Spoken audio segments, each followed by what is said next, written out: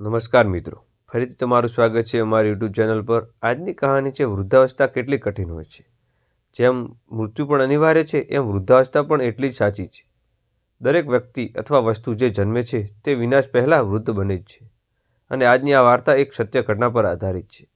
તો મિત્રો, તમને વિનંતી છે કે આ વિડીયોને અંત સુધી જોડાયેલા રહેજો અને અંત સુધી જોજો, અને વિડીયો પસંદ આવે તો વિડીયોને લાઇક કરજો, અને હજુ સુધી તમે અમારી ચેનલને નવા આવેલા હોય તો સબસ્ક્રાઈબ ના કરી હોય તો સબસ્ક્રાઈબ કરી દેજો। તો ચાલો કહાની શરૂ કરીએ। દરરોજની જેમ દિનેશ લાલજી તેમના સાંજનું ચાલીને પાછા ફર્યા હતા। તે તેમના ચપ્પલ ઉતારી રહ્યા હતા ત્યારે તેમની પુત્રવધૂએ પૂછ્યું, બાપુજી, આજે અમે પાર્ટીમાં જઈશું, તો તમે ત્યાંથી જમીને આવીશું, તો તમે સાંજે રાત્રે જમવાનું શું લેશો? મને કહો। દિનેશ લાલજીએ વિચારવા લાગ્યા કે આજે તો રવિવાર નથી, કે કોઈના લગ્ન પણ નથી, તો તેઓ કઈ પાર્ટીમાં જતા હશે? જવા દેને, આ ઉંમરે મારે શું કરવું છે? જાણીને પોતાનો વિચારો પર કાબૂ રાખતા દિનેશ લાલજીએ કહ્યું, એવું કર દીકરા કે મારા માટે 2 રોટલી બનાવી દે, હું દૂધ સાથે રોટલી ખાઈ લઈશ। તેણીએ તરત જ કહ્યું, બાપુજી, હજુ 2 રોટલી પડી છે જે મેં સવારે બનાવી હતી, જો તમે પુત્રવધૂ તેવું વાક્ય અધૂરું છોડી દીધું। પરંતુ દિનેશ લાલજીએ સારી રીતે સમજી ગયા કે તે શું કહેવા માંગે છે। સવારની રોટલી ખાઈશ તો ગેસ થશે।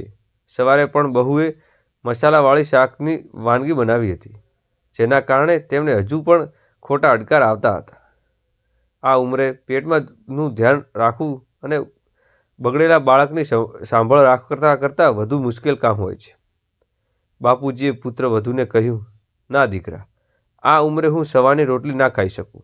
તમે થોડું દુઃખ થશે, પણ મારા માટે 2 તાજી રોટલી બનાવો। પુત્રવધૂને ખૂબ જ ગુસ્સો આવ્યો। તે ગુસ્સે થઈને બબડાટ ઊભી થઈ ગઈ। હવે 2 રોટલી બનાવો એટલે 10 કામ તો વધી જશે। લોટ, ગોળ રોટલી બનાવવાનો, રસોડો અને વાસણનો સાફ કરશો, એમ તો હું શું છે? બસ આદેશ આપો તો મારે કામ તો કરવું પડશે ને? બસ દિવસ રાત તમને સેવા કરવા રહો। પુત્રવધૂ 2 શબ્દો દિનેશ લાલજીના કાન પર પડી રહ્યા હતા।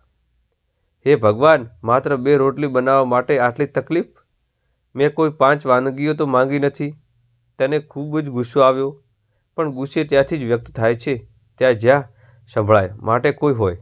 તે પોતાનો ગુસ્સો ગળી ગયા। હવે તેને જેટલી ઝડપથી ગુસ્સો આવતો તેટલો ઝડપથી જતો રહેતો। દિનેશ લાલજીએ તેમની પત્નીને ખૂબ જ યાદ આવતી હતી। નિર્મલા જીવતી હતી ત્યારે તેને ક્યારેય વાસી રોટલી ખાવી નથી પડી। ઉલટાડીનું ભોજનમાં 10 વધુ વસ્તુઓ વાનગી મળતી હતી। ખાવાની સાથે મીઠાઈ, પાપડ, અથાણું, દહીં, છાશ, સલાડ, બીજું ઘણું બધું દિનેશજીને ખૂબ જ ખરાબ લાગી રહ્યું હતું। જવા દો વહુ, હું સવારની રોટલી જ ખાઈ લઈશ। તેમને બિનજરૂરી તકલીફ પડશે, અને કોઈપણ રીતે તમારા હાથની રોટલી ખૂબ જ નરમ હોય છે, તે મને ચાલશે, કારણ કે મારા કારણે તમે લોકોને મોડું થઈ જશે જોઈએ। પુત્રવધૂએ ખૂબ ખુશ થઈ ગઈ। તેણે પોતાનો અવાજ હળવો કર્યો અને કહ્યું, બાપુજી, તમને ચા ગમશે? દિનેશભાઈએ ચા પીવાની ઈચ્છા દબાવીને કહ્યું, સારું, મને કોઈ ખાસ ઈચ્છા નથી ચા પીવાની, પણ જો તમે બનાવી રહ્યા હોય તો મારા માટે પણ બનાવજો। હા બાપુજી, હું મારા માટે બનાવું છું, તમારા માટે પણ બનાવીશ। આટલું કહીને બહુ રસોડામાં અંદર ગઈ। દિનેશ લાલજીએ પોતાની જાત સાથે વાત કરવા લાગ્યા, ત્યારે મારી પાસે લાખોની સંપત્તિ છે। આ ઘર પણ મારા જ નામે જ છે, અને મારા ખાતામાં લાખો રૂપિયા પડેલા છે। જ્યારે પણ મારો દીકરો આ વિશે લાવે છે ત્યારે હું તેને એટલું કહીને ટાળું છું કે મારા પછી બધું તારું જ છે ને, અને છતાં તમારે 1 કપ ચા માટે 2 તાજી રોટલી મારા પડતું પડે છે, તો પછી વૃદ્ધોનું તો શું થશે? તેમની પાસે મિલકતના નામે તો કંઈ જ નથી સિવાય જૂની યાદો। નિર્મલા યાદ કરીને દિનેશ લાલજીની આંખોમાં આંસુ ચમકવા લાગ્યા, અને ધીમે ધીમે ગાલ નીચે સરકી ગયા। નિર્મલાજીની હાજરીને કારણે તેણે તેમનું ઘર કોઈ કામ ક્યારેય કર્યું ન હતું। નાણાકીય જવાબદારીઓ સિવાય તેમની પાસે બીજી કોઈ જવાબદારી ન હતી। તેઓ બિઝનેસ પણ તેની સારી રીતે સાથ આપતો હતો। તે પણ નિર્મલાને ખૂબ જ પ્રેમ કરતા હતા, પણ તેણે ક્યારેય વ્યક્ત કરી શક્યા નહીં। શક્યો ન હતો। તેઓ સાચો હૃદયથી માનતો હતો કે નિર્મલા તેમના અગાઉનો જન્મનો કેટલો સારો કર્મો કર્યાનો પરિણામ છે, પરંતુ જીવનમાં ઘસારામાં માને નિર્મળાની ઈચ્છા પૂરી કરી શક્યો નહીં. તેમણે વૈષ્ણોદેવી જવાનું હતું, પરંતુ દર વખતે આ યાત્રા આવતા વર્ષ સુધી સ્થગિત થઈ જતી. ઘર અને દુનિયાની જવાબદારીઓ સાથે સંભાળતા તેમની ઈચ્છાઓ ક્યારે તેની સાથે જતી રહી, તેઓ તેને ખ્યાલ પણ ન રહ્યો.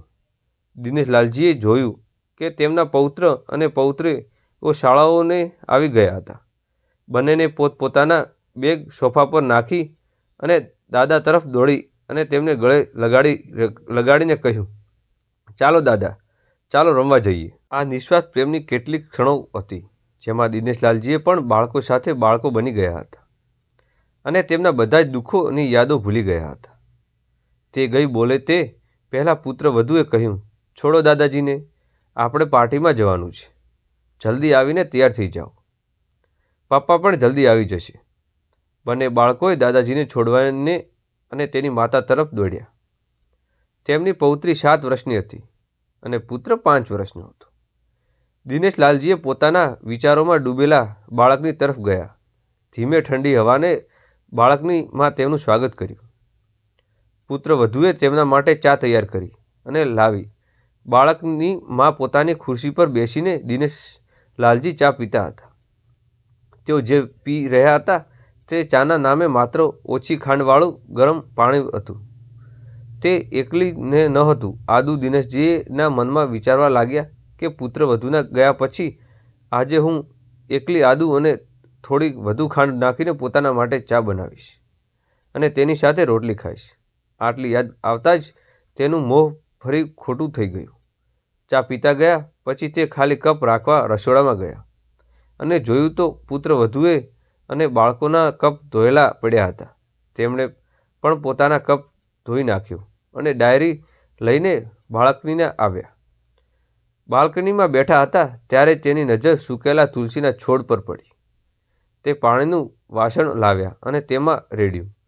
થોડી વાર પછી ધ્યાનથી જોયું પછી તો સમજાયું કે સુકાયેલા તુલસીના છોડ નવા ફૂલની જેમ હસતો હતો.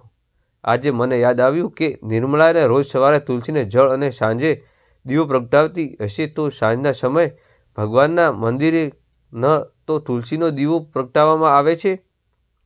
મને ખબર નથી કે નિર્મળા કેટલા સંસ્કારો અને આવી કેટલીક સારી આદતો પોતાની સાથે લઈ ગઈ હતી. દિનેશલાલજીએ આકાશ તરફ જોયું અને કહ્યું કે નિર્મળા, મને એના ઘરને ત્યારે તારી ખૂબ જ જરૂર હતી. તે મને એકલો કેમ છોડી દીધો? તે મને દગો આપ્યો છે. હંમેશા સાથ રહેવાનું વચન તોડ્યું. તે મને એકલો છોડી દીધો. દિનેશલાલજીની આંખો ભરાઈ આવી. ત્યાં જ દીકરાએ દિનેશલાલજીને કહ્યું, પપ્પા, આટલો ઠંડો પવન ફૂંકાય છે અને તમે બાલ્કનીમાં બેઠા છો. અંદર આવો, નહીંતર બીમાર પડી જશો. વહુ અને પૌત્ર બધાય તૈયાર થઈ પાર્ટીમાં માટે નીકળી રહ્યા હતા. કોઈએ તેને ખાલી ખોટું પણ સાથે આવવાનું કહ્યું નહીં. બાપુજી, તમે જમીને વહેલા સૂઈ જજો. અમને આવવામાં મોડું થશે. વધારે સમય લાગશે તે તમારા સ્વાસ્થ્ય માટે સારું નથી. અમારી પાસે ઘરની બીજી ચાવી છે, તમારી ચિંતા કરશો નહીં, દીકરાએ જતાં જતાં કહ્યું. તેમ બોલે છે કે જાણે તેમના સારા સ્વાસ્થ્યની બહુ જ ચિંતા હોય. ઘણા દિવસોથી હું કહેતો હતો કે મને ડૉક્ટર પાસે લઈ જા, બીપી વધી ગયું છે, સુગર અને ચેક કરાવવું પડશે એમ છે, પણ થોડું પણ ચાલુ હોત તો હાંફવા માંડું છું. દીકરો કહે છે કે આ બધું ગડપણમાં તો થાય જ છે. બહુએ વેમ ન રાખશો. વાહ દીકરા, વધુ પિતા પાસે બેસવા માટે પણ થોડો સમય પણ નથી. તમારી પાસે ફક્ત પાર્ટીમાં જવા માટે જ સમય છે. આવા અસંખ્ય વિચારો તેમના મગજમાં ચાલતા હતા અને તેમને છતાં હા પાડી. બધા પાર્ટીમાં ગયા. દિનેશલાલજી આવીને હોલમાં ખુરશી રાખીને બેઠા.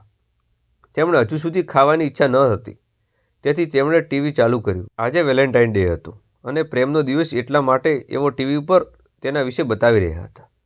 દિનેશલાલજીએ લાલ રંગની સાડી પહેરેલી તેમની પત્નીની ફ્રેમ પર નજર કરી. નિર્મલા પણ ઘણો પ્રેમ કરતા હતા. તેણે તેમની આખી જિંદગી દિલથી પ્રેમ કર્યો હતો, પણ તે ક્યારેય વ્યક્ત કરી શક્યા ન હતા. ટીવી પર બતાવવામાં આવતું હતું કે લોકો લાલ કપડાં પહેરે છે.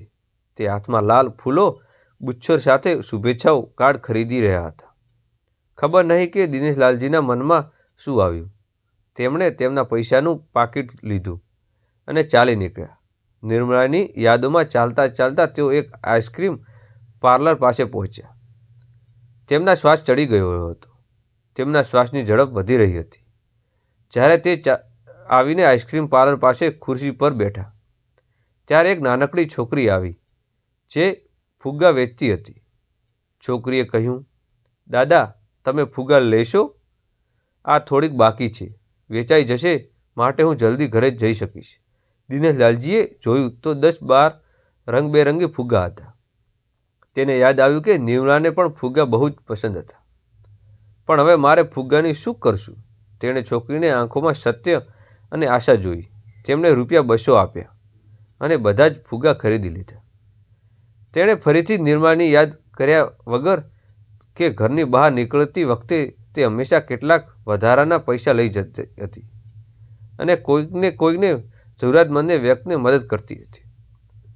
જ્યારે પણ તે ટોકતા ત્યારે તે કહેતી, ભગવાને આપણને લેનાર નહીં આપનાર લાઈનમાં મૂક્યા છે અને થોડા પૈસા બદલામાં આપશે લાખો રૂપિયા આશીર્વાદ મળે છે. તેથી મને રોકશો નહીં. દિનેશલાલજીએ આંખોમાં આંસુ સાથે રસ્તાની વચ્ચે ઊભા હતા. તેણે આકાશ તરફ જોયું. તેના હાથમાં પડેલા ફુગ્ગા આકાશમાં છોડ્યા અને બૂમ પાડીને, નિર્મળા, હું તને ખૂબ જ પ્રેમ કરું છું. તેના વિશ્વાસની ગતિ વધી. તેનું શરીર લથડી પડ્યું અને તે જમીન પર પડી ગયા. આજુબાજુના લોકો કંઈ પણ જાણે તે પહેલાં દિનેશજીએ આ દુનિયાને અલવિદા કહી દીધું. તેણે તેની પત્નીને મળવા ખૂબ જ ઉતાવળ હતા. તો મિત્રો, આજની આ કહાની તમને કેવી લાગી તે કોમેન્ટ કરીને જરૂરથી જણાવજો. અને વિડીયો પસંદ આવ્યો હોય તો વિડીયોને લાઇક કરો, તમારા મિત્રોને શેર કરવાનું ભૂલશો નહીં. તથા ચેનલ પર નવા હોય તો ચેનલને સબસ્ક્રાઈબ કરવાનું ભૂલશો નહીં. અને ફરી મળશું આવા એક નવા વિડીયો સાથે.